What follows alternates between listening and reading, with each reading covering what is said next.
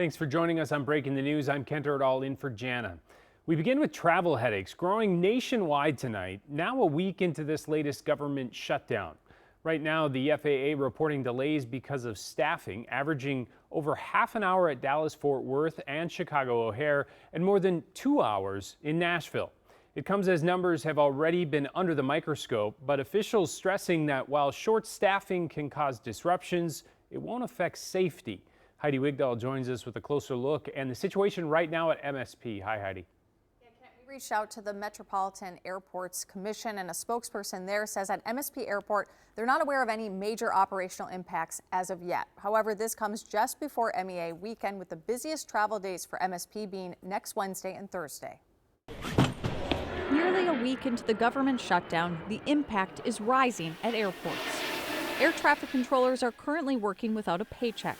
Now some are calling out sick, leading to delays and cancellations at airports including Denver, Chicago, and Nashville. Monday night, the Burbank Airport Tower shut down due to no traffic controllers. The airport airspace was then taken over by controllers in San Diego. I'm an old labor guy, so I understand the pain that the controllers are going through. Paul Jackson is a retired airline pilot. What happens is in aviation, airspace is controlled and controllers own different airspace. That tower owns the airspace around the Burbank Airport.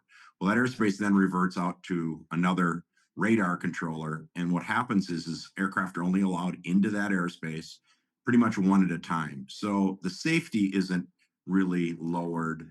The rate of acceptance is lowered. Jackson says it's up to airlines to decide whether or not to go into a quote-unquote uncontrolled airport. The services are still there to get them in. They may be greatly curtailed. It is not uncommon for air traffic control facilities to be shuttered. It happens every night at many airports. Minneapolis stays open 24/7, but Flying Cloud over in Eden Prairie closes at 10 or 11 o'clock, depending on the season.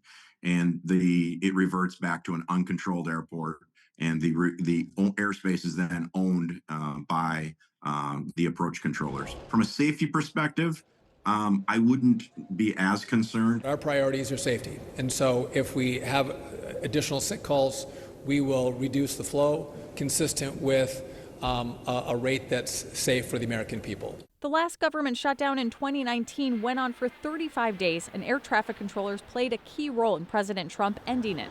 News reports at the time say major disruptions at airports tipped the scales. I've been through a couple of shutdowns. They are a nuisance, and the longer they go on, they become a problem. We reached out to TSA. They say they're prepared to continue screening about 2.5 million passengers per day, but that an extended shutdown could mean longer wait times at the airports, Kent.